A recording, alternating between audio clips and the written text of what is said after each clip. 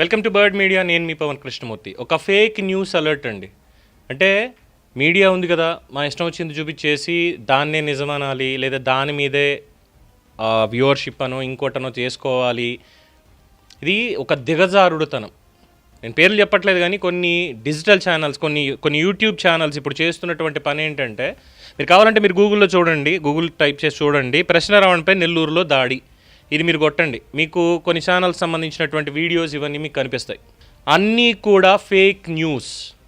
అవి గతంలో మచిలీపట్నం స్టేషన్కి తీసుకువెళ్ళినప్పుడు జరిగినటువంటి దాడి కూడా జరగలేదు. ఇంకా వాళ్ళందరూ గుంపుగా వెళ్ళారు. జనసేన కార్యకర్తలు జై జనసేన అంటూ పవన్ కళ్యాణ్ జోలికి వస్తే మాత్రం ఊరుకునేది లేదు అంటూ మచిలీపట్నాన్ని చాలా హల్చల్ చేశారు. అది వాస్తవం. ఆ మచిలీపట్నం వీడియోని పెట్టుకొని ఇప్పుడు ఇంకా న్యూస్ ఏదో లేనట్టు, కొత్తగా దీంట్లో ఇంకేదో రానట్టు, వస్తే దాన్ని ఏదో చెయ్యాలి అనుకునేటట్టు చేసేటువంటి ఈ స్టంట్, ఇది ఒక ఫేక్ న్యూస్ స్టంట్.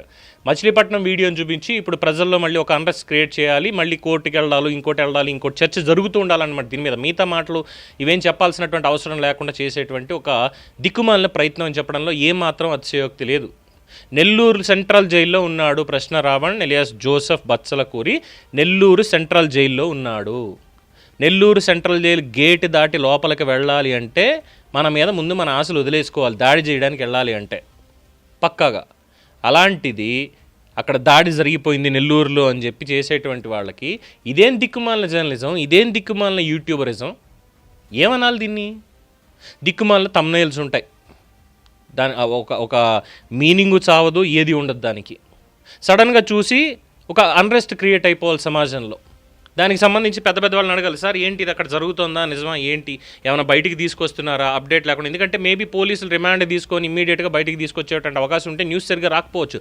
బట్ ఇమ్మీడియట్గా దీన్ని తీసుకొని చేయడం అనేటువంటిది చాలా చండాలమైనటువంటిది. సిగ్గు తెచ్చుకోవాలి. ఇలాంటి న్యూస్ క్రియేట్ చేసేటువంటి వాళ్ళు నిజంగానే సిగ్గుపడాలి, సిగ్గు తెచ్చుకోవాలి. రావణ్ ఏం మాట్లాడాడు దానికి సంబంధించి మీరు పెట్టండి, డిబేట్స్ పెట్టండి, అనాలిసిస్ చేయండి. పాత దాంట్లో ఏముంది అనేది మళ్ళీ దానికి సంబంధించి ఆ క్రోనాలజీ ఏంటి అనేది కూడా తీసుకురండి. దాని మీద సమాజంలో ఇదిగో ఇది జరిగింది, ఇది తప్పు, ఇది రైట్, దీని మీద మాట్లాడించండి. అంతేకాని లేని దాన్ని తీసుకొని, లేదంటే పాతది ఒకటి పెట్టుకొని ఇది సెన్సేషనల్, ఇదే లైవ్ న్యూస్ అని చెప్పానంటే ఏం చేసుకోవడానికి? పరువు పోగొట్టుకోవడానికి కాదా? ఇదా నేర్పింది మీకు చదువు సంస్కారం? ఎందుకు ఆ మీడియా అన్నది? నేనే నీతులు చెప్పట్లా, నేనున్న ఫ్యాక్ట్ చెప్తున్నా.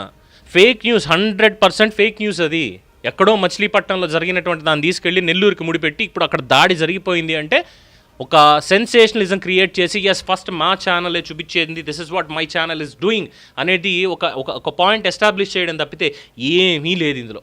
వాళ్ళ భాషలో చెప్పాలి అంటే శవాల మీద పేలాలు ఏరుకోవడం అంటారు దీన్ని. ఇలాంటి దిక్కుమాలిన వార్తలు కాకుండా ప్రజలకి పనికొచ్చేటువంటిది నిజమైనటువంటి అప్డేట్స్ ఏమైనా ఉంటే ఇవ్వండి తప్ప ఇలాంటి ఫేక్ న్యూస్ని పంపించడం కాదు. అది ఎవరు చేసినా, నేను చేసినా కూడా దాన్ని తప్పే అని అంట, మొహమాటం లేదు. ఇప్పుడు అర్జెంటుగా ఏంటంటే all India Christians association JAC ఏదో ఉంది, వాళ్ళు ఈ కేసు వేసినటువంటి వాళ్ళు కావచ్చు, ఇతరత్ర ఉన్న వాళ్ళు కావచ్చు, ఇమ్మీడియట్ జడశ్రావణ్ కావచ్చు, వీళ్ళందరూ అలర్ట్ అయిపోవాలి. ఏంటి నెల్లూరులో దాడి జరిగిందా, ఎలా జరిగింది, ఏం జరిగింది, మళ్ళీ బ్రేకింగ్ న్యూస్లు, స్లైడ్స్, మళ్ళీ కూర్చోబెట్టి విశ్లేషకులు అన్నీ వచ్చేసాయి, దాడి జరిగిపోయింది. లేని దాని గురించి మళ్ళీ సమాజంలో అన్రెస్ట్ క్రియేట్ చేయడం తప్ప ఇందులో ఏమీ లేదు. దీనివల్ల వదిలేండి, ఇంకా మాట్లాడడం కూడా వేస్ట్ వీళ్ళకి సంబంధించి. సో ఫేక్ న్యూస్ పట్ల అలర్ట్గా ఉండండి, అది చెప్పడం మాత్రమే దీని యొక్క ఉద్దేశం. For more updates keep watching the bird media. ఈ వీడియో మీకు నచ్చినట్లయితే లైక్ చేయండి, షేర్ చేయండి, సబ్స్క్రైబ్ చేయండి. మరిన్ని అప్డేట్ల కోసం మా వాట్సాప్ ఛానల్ను ఫాలో చేయండి.